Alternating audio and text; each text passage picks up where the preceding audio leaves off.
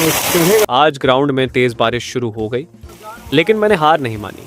कुछ वर्कआउट मैंने बारिश में ही किया और जैसे ही बारिश रुकी मैंने अपना बचा हुआ वर्कआउट पूरा किया, क्योंकि असली शक्ति सिर्फ शरीर से नहीं आती, वो आती है मन से।